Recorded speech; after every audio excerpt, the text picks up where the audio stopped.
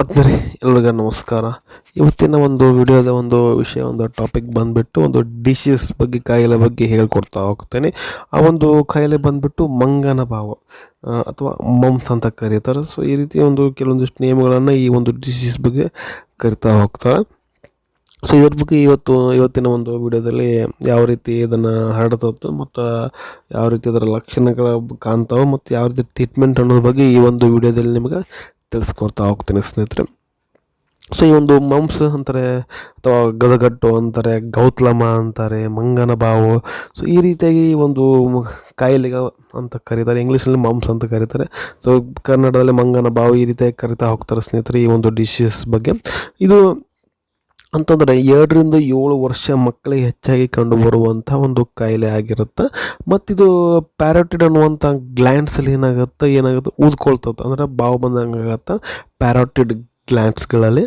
ಮತ್ತಿದು ಯಾವ ರೀತಿ ಹರಡ್ತದೆ ಅಂದರೆ ಯಾವ ರೀತಿ ಸ್ಪ್ರೆಡ್ ಆಗ್ತದೆ ಅಂತ ಹೇಳೋದಾದ್ರೆ, ಸೊ ಈ ಒಂದು ಸ್ಪ್ರೆಡ್ ಬಂದುಬಿಟ್ಟು ಸ್ನೇಹಿತರೆ, ಇದರ ವೈರಸ್ ಅಂದರೆ ಇದೊಂದು ವೈರಲ್ ಡಿಸೀಸ್ ಅಂದರೆ ಕಮ್ಯುನಿಕೇಬಲ್ ಡಿಸೀಸ್ ಅಂತ ಕರೀತಾರೆ. ಅಂತಂದರೆ ಸಾಂಕ್ರಾಮಿಕ ರೋಗ ಅಂತ. ಅಂದರೆ ಇದು ವೈರಸ್ಸಿಂದ ಬರುವಂಥ ಒಂದು ರೋಗ. ಅಂದರೆ ಯಾವ ವೈರಸ್, ಮಮ್ಸ್ ಅನ್ನುವಂಥ ಒಂದು ವೈರಸ್ಸು ಅಥವಾ ಪ್ಯಾರಾಮಿಕ್ಸ್ ವೈರಸ್ ಅನ್ನುವಂಥದ್ದು ಈ ಒಂದು ವೈರಸ್ಸಿಂದ ಏನಾಗುತ್ತೆ, ಇದು ಸ್ಪ್ರೆಡ್ ಆಗುತ್ತೆ. ಅಂತಂದ್ರೆ ಯಾವ ರೀತಿ ಸ್ಪ್ರೆಡ್ ಆಗುತ್ತೆ, ಗಾಳಿಯ ಮುಖಾಂತರ ಸ್ಪ್ರೆಡ್ ಆಗುತ್ತೆ. ಅಂತಂದರೆ ಸೊ ಯಾರಿಗೆಲ್ಲ ಅಂದರೆ ಈ ಒಂದು ಕಾಯಿಲೆ ಬಂದಿರ್ತದೋ, ಇನ್ ಕೇಸ್ ಅವರು ಏನಾದರೂ ಕೆಮ್ಮದಾಗ ಸೊ ಅವ್ರ ಬಾಯಿಂದ ಬರುವಂತಹ ಒಂದು ಡ್ರಾಪ್ಲೆಟ್ಸ್ಗಳಿಂದ ಏನಾಗುತ್ತದೆ, ಸೊ ಇನ್ನೊಬ್ಬರಿಗೆ ಏನಾಗುತ್ತೆ ಸ್ಪ್ರೆಡ್ ಆಗುತ್ತೆ. ಅದು ಏನಾಗುತ್ತೆ, ಸೊ ಆಟೋಮೆಟಿಕ್ಕಾಗಿ ಅವ್ರಿಗೆ ದೇಹದಲ್ಲಿ ಹೋಗಿ ಆವಾಗ ಲಕ್ಷಣಗಳು ಕಾಣ್ತಾ ಹೋಗ್ತವೆ. ಹಾಗಾದರೆ ಇದರ ಒಂದು ಲಕ್ಷಣಗಳ ಹೇಳೋದಾದ್ರೆ, ಈ ಲಕ್ಷಣಗಳು ಬಂದು ನಿಮಗೆ ಕಾಮನ್ನಾಗಿ ಗೊತ್ತಿರುವಾಗ, ಸೊ ಮಂಗನ ಬಾವು ಅಂತಂದ್ರೆ ಸೊ ಬಾವು ಆಗುತ್ತೆ. ಸೊ ಪ್ಯಾರಾಟಿಡ್ ಗ್ಲ್ಯಾಂಡ್ಸ್ಗಳಲ್ಲಿ ಏನಾಗುತ್ತೆ, ಸೊ ಊದ್ಕೊಳ್ತದೆ ಎಡಕ್ಕೆ ಬಲಕ್ಕೆ. ಮತ್ತು ಹಂಗೆ ಊದ್ಕೊಂಡಾಗ ಕೂಡ ಏನಾಗುತ್ತೆ, ಜ್ವರ ಬರ್ಲಿಕ್ಕೆ ಸ್ಟಾರ್ಟ್ ಆಗ್ತಾವೆ, ತಲೆನೋವು ಆಗುತ್ತೆ, ಮತ್ತು ತಿನ್ನಲಿಕ್ಕೆ ಏನೂ ಆಗ್ತಿರಂಗಿಲ್ಲ, ಕುಡ್ಲಿಕ್ಕೆ ಏನೂ ಆಗ್ತಿರಂಗಿಲ್ಲ.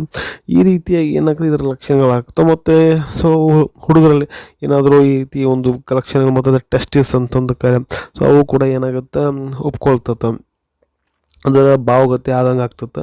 ಸೊ ಈ ರೀತಿ ಲಕ್ಷಣಗಳು ಈ ಒಂದು ಮಂಗನ ಬಾವಲ್ಲೇ ಕಾಣ್ತಾವೆ. ಮತ್ತು ಇದಕ್ಕೆ ಏನಾದರೂ ಟ್ರೀಟ್ಮೆಂಟ್ ಇದೆಯಾ ಅಂತ ನಾವು ಹೇಳೋದಾದ್ರೆ, ಟ್ರೀಟ್ಮೆಂಟ್ ಇದೆ ಸ್ನೇಹಿತರೆ. ಸಪ್ರೇಟಾಗಿ ಏನೋ ಒಂದು ಅದಕ್ಕೆ ಇಲ್ಲ, ಜನರಲಾಗಿ ಕೊಡ್ತಾರೆ ಟ್ರೀಟ್ಮೆಂಟ್. ಅಂತಂದರೆ ಯಾವ ರೀತಿ ಅಂತಂದರೆ, ಏನೋ ಸಿಂಪ್ಟಮ್ಯಾಟಿಕ್ ಟ್ರೀಟ್ಮೆಂಟ್ ಅಂತ ಕರೀತಾರೆ.